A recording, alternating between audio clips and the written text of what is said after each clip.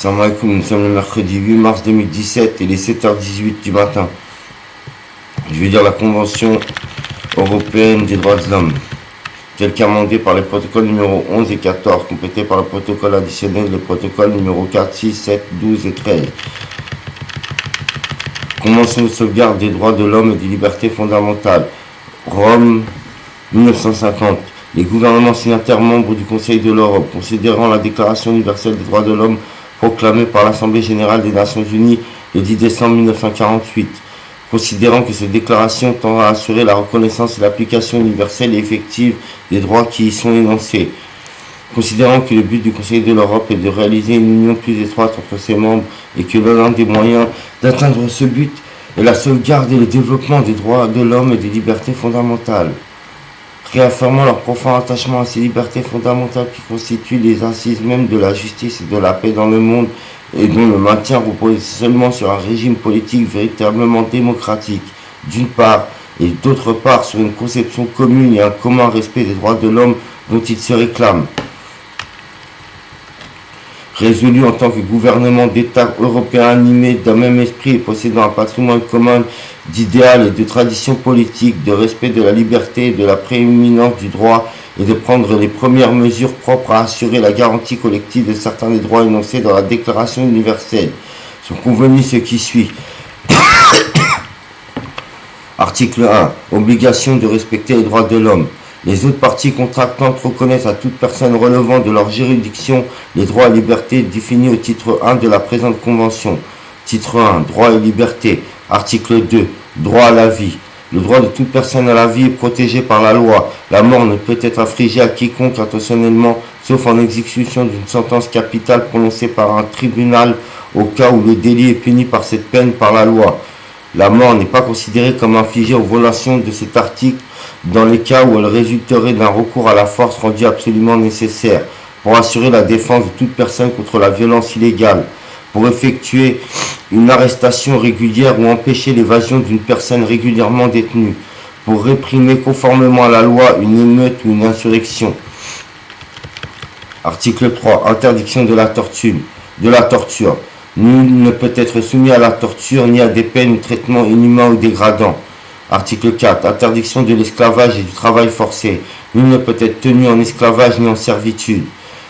Petit 2. Nul ne peut être astreint à accomplir un travail forcé ou obligatoire. Petit 3. N'est pas considéré comme travail forcé ou obligatoire au sens du présent article tout travail requis normalement d'une personne soumise à la détention dans les conditions prévues par l'article 5 de la présente Convention ou durant sa mise en liberté conditionnelle.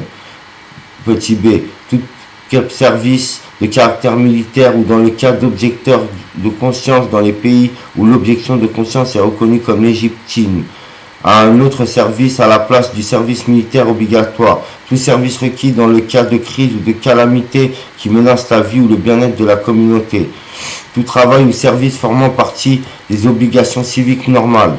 Article 5. Droit à la liberté et à la sûreté. Toute personne a droit à la liberté et à la sûreté. Nul ne peut être privé de sa liberté, sauf dans les cas suivants et selon les voies légales. S'il est détenu régulièrement après condamnation par un tribunal compétent. Petit b. S'il a fait l'objet d'une arrestation ou d'une détention régulière pour insoumission à une ordonnance rendue conformément à la loi par un tribunal ou en vue de garantir l'exécution d'une obligation prescrite par la loi. C. S'il a été arrêté et détenu en vue d'être conduit devant l'autorité judiciaire compétente, lorsqu'il y a des raisons possibles de soupçonner qu'il a commis une infraction ou qu'il a des motifs raisonnables de croire à la nécessité de l'empêcher de commettre une infraction ou de s'enfuir après l'accomplissement de celle-ci. D. S'il s'agit de la détention régulière d'un mineur décidé pour son éducation surveillée ou de sa détention régulière afin de la traduire devant l'autorité compétente. E. S'il s'agit de la détention régulière d'une personne susceptible de propager une maladie contagieuse, d'un aliéné, d'un alcoolique, d'un toxicomane ou d'un vagabond. S'il s'agit de l'arrestation. F. S'il s'agit de l'arrestation de la détention régulière d'une personne pour l'empêcher de pénétrer irrégulièrement dans le territoire ou contre laquelle une procédure d'expulsion ou d'extradition est en cours. Toute personne arrêtée doit être informée dans le plus court délai, dans une langue qui comprend des raisons de son arrestation ou de toute accusation portée contre elle. 3. Toute personne arrêtée ou détenue dans les conditions prévues au paragraphe 1c du présent article doit être aussitôt traduite devant un juge ou un autre magistrat habilité par la loi à exercer des fonctions judiciaires et a le droit d'être jugé dans un délai raisonnable ou libéré pendant la procédure. La mise en liberté ne peut être subordonnée à une garantie assurant la comparution de l'intéressé à l'audience.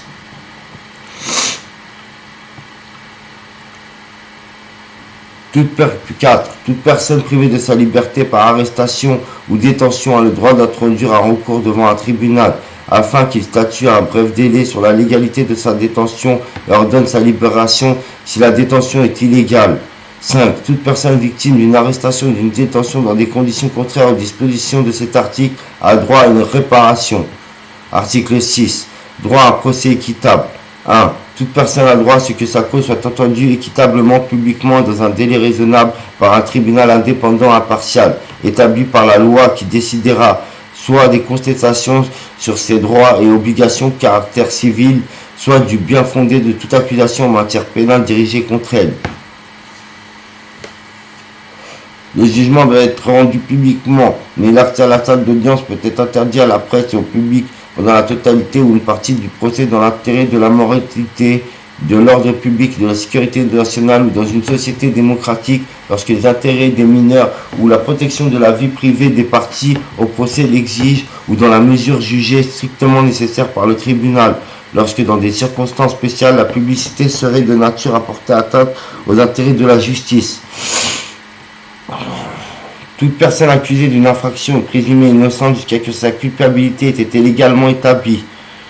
3. Tout accusé a droit notamment à être informé dans le plus court délai dans une langue qu'il comprend et d'une matière détaillée de la nature de la cause de l'accusation portée contre elle. Petit b. Disposer du temps et des facilités nécessaires à la préparation de sa défense. Petit c. De se défendre lui-même ou d'avoir l'assistance d'un défenseur de son choix. Et s'il n'y a pas les moyens de rémunérer un défenseur, pouvoir être assisté gratuitement par un avocat d'office lorsque les intérêts de la justice l'exigent. Interroger ou faire interroger les témoins à charge et obtenir la convocation ou l'interrogation des témoins à décharge dans les mêmes conditions que les témoins à charge. Se faire assister gratuitement d'un interprète s'il ne comprend pas ou ne parle pas la langue employée à l'audience. Article 7. Pas de peine sans loi. Nul ne peut être condamné pour une action ou une omission qui, au moment où elle a été commise, ne constitue pas une infraction d'après le droit national ou international. De même, il n'est infligé aucune peine plus forte que celle qui était applicable au moment où l'infraction a été commise. Le présent article ne portera pas atteinte au jugement et à la punition d'une personne coupable d'une action ou d'une omission qui, au moment où elle a été commise, était criminelle d'après les principes généraux de droit reconnus par les nations civilisées. Droit au respect de la vie privée et familiale. Toute personne a droit au respect de sa vie privée et familiale, de son domicile et de sa correspondance. 2. Il ne peut y avoir ingérence d'une autorité publique dans l'exercice de ce que droit que pour autant que cette ingérence est prévue par la loi et qu'elle constitue une mesure qui, dans une société démocratique, est nécessaire à la sécurité nationale, à la sûreté publique, au bien-être économique du pays, ou à la défense de l'ordre, ou à la prévention des infractions pénales, à la protection de la santé ou de la morale, ou à la protection des droits et des libertés d'autrui.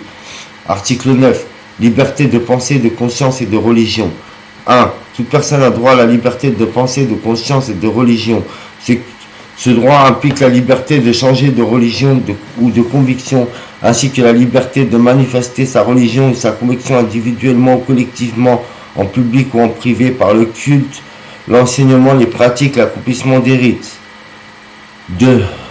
La liberté de manifester sa religion ou ses convictions ne peut faire l'objet d'autres restrictions que celles qui, prévues par la loi, constituent des mesures nécessaires dans une société démocratique à la sécurité publique, à la protection de l'ordre, de la santé ou de la morale publique, ou à la protection des droits et libertés d'autrui. Article 10. Liberté d'expression. Toute personne a droit à la liberté d'expression. Ce droit comprend la liberté d'opinion, la liberté de recevoir ou de communiquer des informations ou des idées sans qu'il puisse y avoir ingérence d'autorité publique et sans considération de frontières. Le présent article n'empêche pas les États de soumettre les entreprises de radiodiffusion, de cinéma ou de télévision à un régime d'autorisation. L'exercice de ces libertés comportant des devoirs et des responsabilités peut être soumis à certaines formalités, conditions, restrictions ou sanctions prévues par la loi qui constituent des mesures nécessaires dans une société démocratique à la sécurité nationale, à l'intégrité territoriale, à l'intégrité territoriale ou à la sûreté publique, à la défense de l'ordre et à la prévention du crime, à la protection de la santé ou de la morale, à la protection de la réputation ou des droits d'autrui, pour empêcher la divulgation d'informations confidentielles, pour garantir l'autorité et la partialité du pouvoir judiciaire. Article 11. Liberté de réunion ou d'association. Toute personne a droit à la liberté de réunion pacifique et à la liberté d'association, y compris le droit de fonder avec d'autres des syndicats et de s'affilier à des syndicats pour la défense de ses intérêts. Petit 2. L'exercice de ces droits ne peut faire l'objet d'autres restrictions que celles prévues par la loi, constituent des mesures nécessaires dans une société démocratique à la sécurité nationale, à la sûreté publique, à la défense de l'ordre et à la prévention du crime, à la protection de la santé ou de la morale, ou à la protection des droits et libertés d'autrui. Le présent article n'interdit pas que des restrictions légitimes soient imposées à l'exercice de ces droits par les membres des forces armées et de la police ou de l'administration de l'État. Article 12. Droit au mariage. À partir de l'âge nubile, l'homme et la femme ont le droit de se marier et de fonder une famille selon les lois nationales régissant l'exercice de ce droit. Article 13. Droit à recours effectif. Toute personne dont les droits et libertés reconnus dans la présente convention ont été violés a droit à l'octroi d'un recours effectif devant une instance nationale, alors même que la violation aurait été commise par des personnes agissant dans l'exercice de leurs fonctions officielles. Article 14. Interdiction de discrimination. La jouissance des droits et libertés reconnus dans la présente convention doit être assurée sans distinction aucune, fondée notamment sur le sexe, la race, la couleur, la religion, les opinions publiques ou toute autre opinion, l'origine nationale ou sociale, l'appartenance à une minorité nationale, la fortune, la naissance ou toute autre situation. Article 15. Dérogation en cas d'état d'urgence. En cas de guerre ou cas d'autres dangers publics menaçant la vie de la nation, toute autre partie contractante peut prendre des mesures dérogant aux obligations prévues dans la présente convention, dans la stricte mesure où la situation l'exige et à la condition que ces mesures ne soient pas en contradiction avec des obligations découlant du droit international. La disposition précédente n'autorise aucune dérogation à l'article 2, sauf dans le cas de décès résultant d'actes licites de guerre ou aux articles 3, 4 et 7. Toute autre partie contractante qui exerce ce droit de dérogation tient le syndicat général du Conseil de l'Europe pleinement informé des mesures prises et des motifs qui les ont inspirés. Elle doit également informer le secrétaire général du Conseil de l'Europe de la date à laquelle ces mesures ont cessé d'être en vigueur et les dispositions de la Convention reçoivent de nouveau pleine application.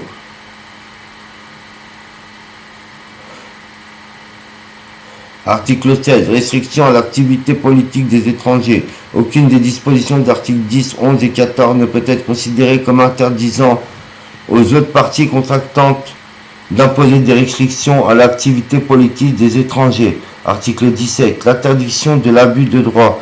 Aucune des dispositions de la présente convention ne peut être interprétée comme impliquant pour un État, un groupement ou un individu un droit quelconque de se livrer à une activité ou d'accomplir un acte visant à la destruction des droits ou libertés reconnus dans la présente convention ou à des limitations plus amples de ces droits et libertés que celles prévues à la dite convention. Article 18. Limitation de l'usage de restrictions aux droits. Les restrictions qui, au terme de la présente convention, sont apportées aux dits droits et libertés ne peuvent être appliquées que dans le but pour lequel elles ont été prévues. Titre 3, 2. Cour européenne des droits de l'homme. Article 19. Institution de la Cour. Afin d'assurer le respect des engagements résultant pour les autres parties contractantes de la présente convention et de ses protocoles, il est institué une Cour européenne des droits de l'homme, ci-dessous nommée la Cour. Elle fonctionne de façon permanente. Article 20. Nombre des juges. La Cour se compose d'un nombre de juges égal à celui des autres parties contractantes. Article 21. Conditions d'exercice des fonctions. Les juges doivent jouir de la plus haute considération morale et réunir les conditions requises pour l'exercice de hautes fonctions judiciaires et être des jurisconsultes possédant une compétence notoire. 2. Les juges siègent à la Cour à titre individuel. 3. Pendant la durée de leur mandat, les juges ne peuvent exercer aucune activité incompatible avec les exigences d'indépendance, d'impartialité ou de disponibilité requises par une activité exercée à plein temps. Toute question soulevée en application de ce paragraphe est tranchée par la Cour. Article 22. Élection des juges. Les juges sont élus par l'Assemblée parlementaire au titre de chaque haute partie contractante. La majorité des voix exprimées sur une liste des 3 candidats présentés par la haute partie contractante. Article 23. Durée du mandat et révocation. 1. Les juges sont élus pour une durée de 9 ans. Ils ne sont pas rééligibles. Le mandat des juges s'achève dès qu'ils atteignent l'âge de 70 ans. Les juges restent en fonction jusqu'à leur remplacement. Ils continuent toutefois de commettre des affaires dont ils sont déjà saisis. 4. Un juge ne peut être relevé de ses fonctions que si les autres juges décident à la majorité des 2 tiers que ce juge a cessé de répondre aux conditions requises. Article 24. Greffe et rapporteur. La Cour dispose d'un greffe dont les tâches et l'organisation sont fixées par le règlement de la Cour, laquelle lorsqu'elle siège en formation de juge unique, la Cour est assistée de rapporteurs qui exercent en fonction sous l'autorité du président de la Cour. Ils font partie du greffe de la Cour. Article 25. Assemblée plénière. La Cour réunit en assemblée plénière et élit pour une durée de 3 ans son président ou 2 vice-présidents. Ils sont rééligibles. Constitue des chambres pour une période déterminée. Élit le président des chambres de la Cour qui y sont rééligibles. D. Adopte le règlement de la Cour. E. Élit le greffier et un des ou plusieurs greffiers adjoints. F. Fait toute demande ou titre de l'article 26, paragraphe 2. Article 26. Formation de juges uniques, comité, chambre et grande chambre. Pour l'examen des affaires portées devant elle, la Cour siège en formation de juges uniques en comité de 3 juges, en chambre de 7 juges et en une grande chambre de 17 juges. Les chambres de la Cour constituent les comités pour une période déterminée. À la demande de l'Assemblée générale, de l'Assemblée plénière de la Cour, le comité des ministres ne peut, par une décision unanime et pour une période déterminée, réduire à 5 le nombre de juges des chambres. 3. Un juge siégeant en tant que 3. Un juge siégeant en tant que juge unique n'examine aucune requête introduite contre la haute partie contractante au titre de laquelle ce juge a été élu. 4. Le juge élu au titre d'une autre partie contractante partie au litige aux membres de droit de la Chambre et de la Grande Chambre. En cas d'absence de ce juge ou lorsqu'il n'est pas en mesure de siéger, une personne choisie par le président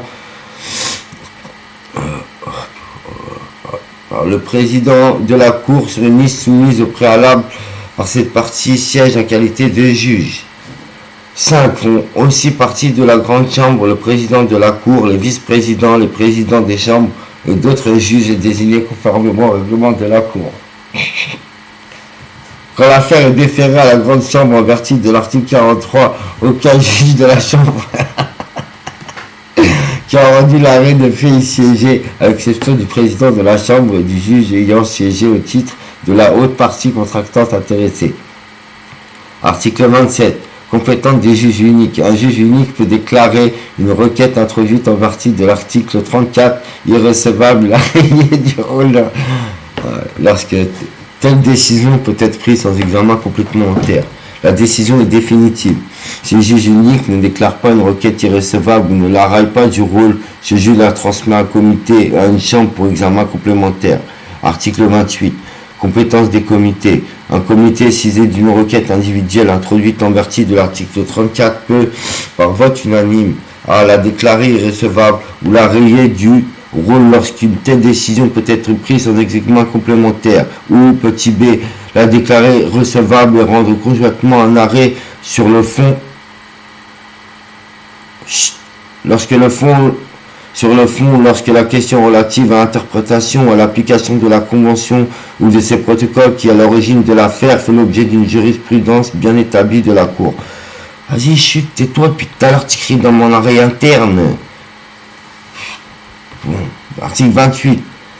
Comme vous pouvez le constater. Bon, petit 2. Les décisions et arrêts prévus au paragraphe 1 sont définitifs. Si le juge est lié au titre de la haute partie contractant, partie au litige n'est pas membre du comité, ce dernier peut à tout moment de la procédure l'inviter à siéger en son sein au lieu et place de l'un de ses membres en prenant en compte tout facteur pertinent, y compris la question de savoir si cette partie a contesté l'application de la procédure du paragraphe 1b.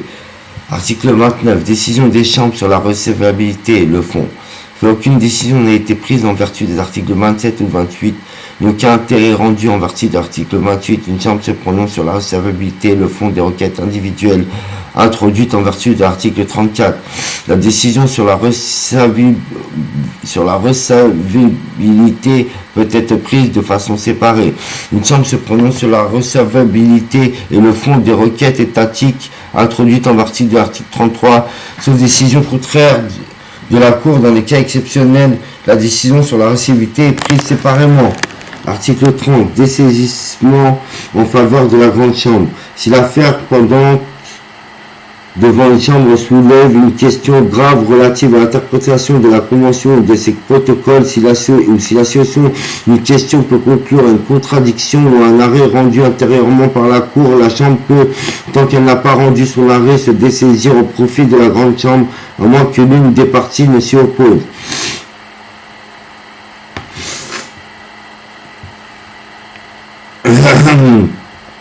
Article 31. Attribution de la grande chambre. La grande chambre se prononce sur la requête introduite en vertu de l'article 33 ou l'article 34 lorsque l'affaire lui a été déférée par la chambre en vertu de l'article 30 ou lorsque l'affaire lui a été déférée en vertu de l'article 44. Se prononce sur les questions dont la Cour est saisie par le comité des ministres en vertu de l'article 46 et paragraphe 4 et examine les demandes d'avis consultatifs introduites en vertu de l'article 47. Article 32. Compétence de la Cour. La compétence de la Cour s'étend à toutes les questions concernant l'interprétation et l'application de la Convention et de ses protocoles qui lui seront soumises dans les conditions prévues par articles 33, 34, 46 et 47. En cas de contestation sur le point de savoir si la Cour est compétente, la Cour décide. Article 33. Affaires interétatiques. Toute autre partie contractante peut saisir la Cour de tout manquement au dispositif de la Convention et de ses protocoles qu'elle croira pouvoir être interprété à une autre partie contractante. Article 34. Requête individuelle. La Cour peut être saisie d'une requête par toute personne physique, toute organisation non gouvernementale ou tout groupe de particuliers qui se prétend victime d'une violation par l'une des autres parties contractantes des droits reconnus dans la Convention ou ses protocoles. Les autres parties contractantes s'engagent à n'entraver par aucune mesure l'exercice efficace de ce droit. Article 35. Conditions de recevabilité. La Cour ne peut être saisie qu'après l'épuisement des voies de recours internes, tel qu'il est entendu selon les principes de droit international généralement reconnus, et dans un délai de 6 mois à partir de la date de la décision interne définitive. La Cour ne retient aucune requête individuelle introduite en application de l'article 34 lorsqu'elle est anonyme ou elle est essentiellement de la même requête, la même qu'une requête précédemment examinée par la Cour ou déjà soumise à une autre instance internationale d'enquête ou de règlement si elle ne contient pas de faits nouveaux. La Cour déclare irrecevable toute requête individuelle introduite en application de l'article 34 lorsqu'elle estime que la requête est incompatible avec les dispositions de la Convention ou de ses protocoles manifestement mal fondés ou abusifs, ou que le requérant n'a subi aucun préjudice important sauf si le respect des droits de l'homme garantis par la Convention et ses protocoles exigent un examen de la requête au fond et à condition de rejeter pour ces motifs aucune affaire qui n'a pas été dûment examinée par un tribunal interne. La Cour rejette toute requête qu'elle considère comme irrecevable par application du présent article. Elle peut procéder ainsi à tout stade de la procédure. Article 36. Tierce intervention. Dans toute affaire devant une chambre ou la grande chambre ou une autre partie contractante dont un ressortissant et requérant a le droit de présenter ses observations écrites et de prendre part aux audiences. Dans l'intérêt d'une bonne administration de la justice, le président de la Cour peut inviter toute autre partie contractante qui n'est pas partie à l'instance ou toute autre personne intéressée, autre que le requérant, à présenter des observations écrites et à prendre part aux audiences. Dans toute affaire devant une chambre ou la grande chambre, le commissaire aux droits de l'homme du Conseil de l'Europe peut présenter des observations écrites et prendre part aux audiences. Article 37. Radiation. À tout moment de la procédure, la Cour peut décider de railler une requête du rôle lorsque les circonstances permettent de conclure que le requérant n'entend plus la maintenir ou que le litige a été résolu ou que, pour tout autre motif dont la Cour constate l'existence, il ne se justifie plus de poursuivre l'examen de la requête.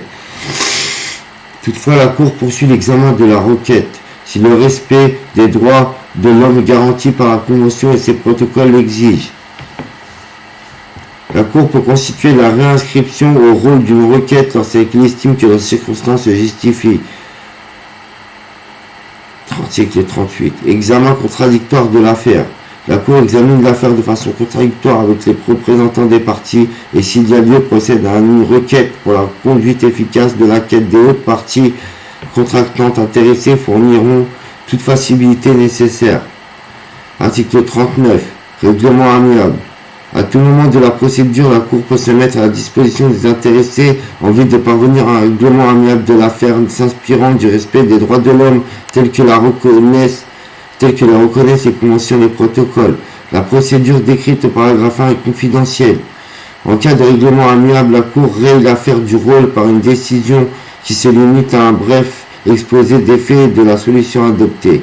Cette décision est transmise au comité des ministres qui surveille l'exécution des termes du règlement amiable tels qu'ils figurent dans la décision.